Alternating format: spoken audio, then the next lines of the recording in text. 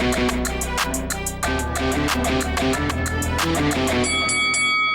guys, welcome to Boxing Squared for boxing news and views from around the internet. IBF mandatory Kubrat Pulev has not held back in regards to Dillian White, labelling the WBC interim champion, who is also the next mandatory to the WBC title, a coward. So he says, and this is to World Boxing News, Dillian White is the biggest coward in the entire heavyweight division. He's a disgrace to boxing. He had 3 chances to fight for world titles and rejected them all. One of them was against me for an IBF mandatory spot, which Hughie Fury eventually took. And why does he want a match with Anthony Joshua now when he had a golden opportunity to fight him last May in Joshua's last voluntary defense and turned it down? White and Fury have the biggest mouths in all of boxing, but at least Fury has some balls. And let's not forget that they both turned down matches against me. Once I smash Joshua, I'll fight either of them, anytime, any place. So that is Kubrat Pulev on Dillian White. And what's prompted this outburst from Kubrat Pulev? Potentially it's been some of the behaviour from Dillian White in this lockdown, which is to sound off regularly against his division rivals. And also he has been trying to massage the truth and sort of reinvent history on a few things, like saying Anthony Joshua didn't want to fight him last April in 2019, and not May, as Kubrat Pulev said. That would have been a fight at Wembley. Dillian White saying that Anthony Joshua didn't really want it. Although White was the one that ended things because he didn't like the split in a rematch should he win the first fight. So there wasn't so much an issue with the amount of money that he would get in that first fight, which came from a second offer from Eddie Hearn and Anthony Joshua, rather how much he would get if he won in the rematch, and that was his sticking point. He went on at the time to say that he knows his value and he wasn't going to be shortchanged, or words to that effect. Ultimately, him turning down that fight meant that the Wembley date had to be cancelled, and they went for Jarrell Miller in the United States. Obviously, that fight never happened for reasons that weren't necessarily boxing related, leading to Andy Ruiz Jr. getting a title shot, and we all know what happened there. Later in 2019, Dillian White, who had his own issues after the Oscar Rivas fight, he ends up on Anthony Joshua's rematch card with Andy Ruiz Jr. in Saudi Arabia. So he could have had a title earlier that year, ends up fighting on the undercard at the end of the year.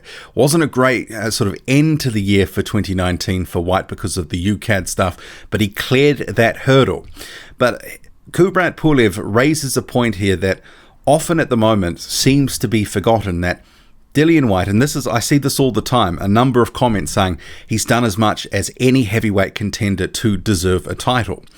And I do agree with that, but at the same time, we can't say that he hasn't had opportunities, because White has made it a point in his career, along with his promoter, and I'm sure that this is no coincidence, they've prioritized money over titles.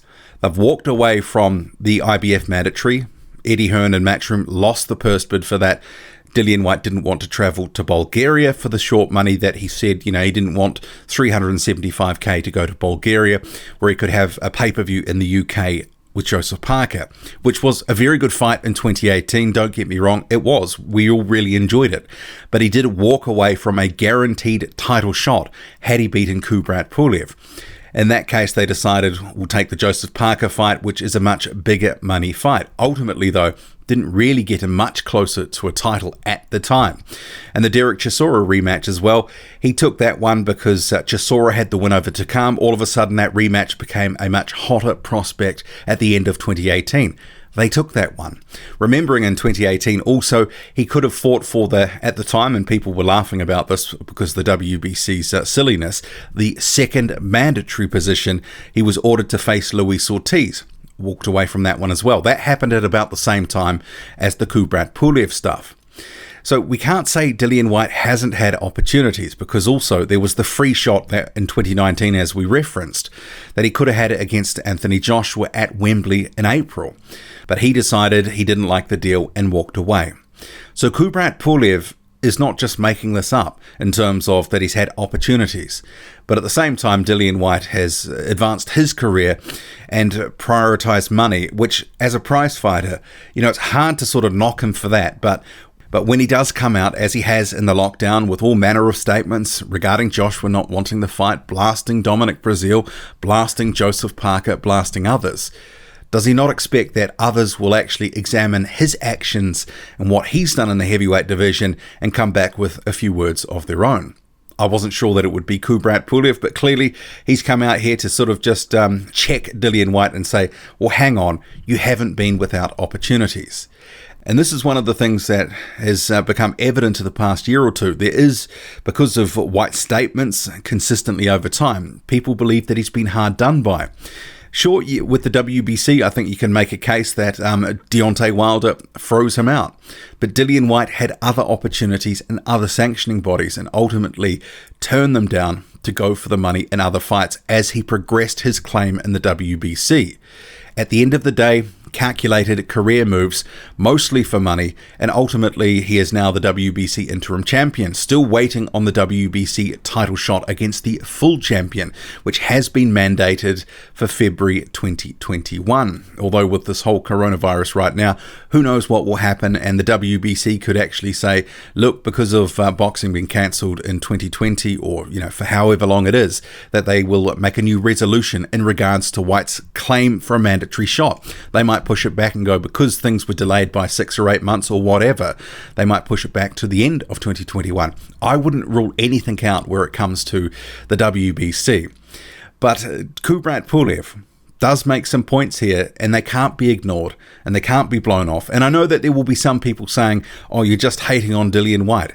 Kubrat Pulev's hating on Dillian Whyte. He might be hating on him when he calls him a coward, but the facts of the matter are, he did walk away from opportunities that he was given, either as a voluntary defence or ordered as eliminators with the WBC and Ortiz, and obviously Kubrat Pulev. And had he taken that IBF mandatory shot against Pulev, which was, I think it was October 2018, he may well have had a title shot with Anthony Joshua by now, because that would have been an in-house fight. They may have decided, well, we're not going to have a voluntary or, something like that, or rejigged the order to make sure that Whyte got a title. But you also have to consider the reticence of trying to pair Joshua and Whyte together at this time, or in the last year or so, because Whyte has been his own money-making machine. He's been on pay-per-view. I think people forget Dillian Whyte is interested in Dillian Whyte and the Dillian Whyte pay-per-view business. He's had fights against Chisora, Rivas, Parker, all on pay-per-view, and now Alexander Povetkin. How motivated is he to go for a title shot and end that pay-per-view business for himself, should he lose? Because ultimately, if he loses, the next fight may not be on pay-per-view. But they always, with Dillian Whyte, I do think that they have some rematches that they can come back to, a la the Joseph Parker one. I don't think Whyte is going to be willing to face Parker, for example, great fight in 2018, until he loses. And then he could probably have a rematch with Parker on pay-per-view in the United Kingdom. So Dillian Whyte has moved quite smartly within the heavyweight division, but he's not above criticism. And the way that he's been acting in the lockdown, being a real squeaky wheel, trying to finesse certain things and maybe reimagine history on a couple of things, it has been interesting. Jarrell Miller has been doing the same. I mean, you've heard me in recent videos talking about some of this stuff. You have guys like Whyte, Miller, Eddie Hearn saying all manner of things. And because there's not a whole lot of other news out at the moment, a lot of these things are getting a lot of headline. But that probably means because there's less to sort of noise in general, those statements are also getting a bit more scrutiny. What do you make of it all? Kubrat Pulev says that Dillian Whyte is a coward, he's turned down title shots, and he should be quiet. What do you make of it all? Drop a comment loud and often, hit like, hit subscribe, follow me on Twitter, boxing_squared. I'm out.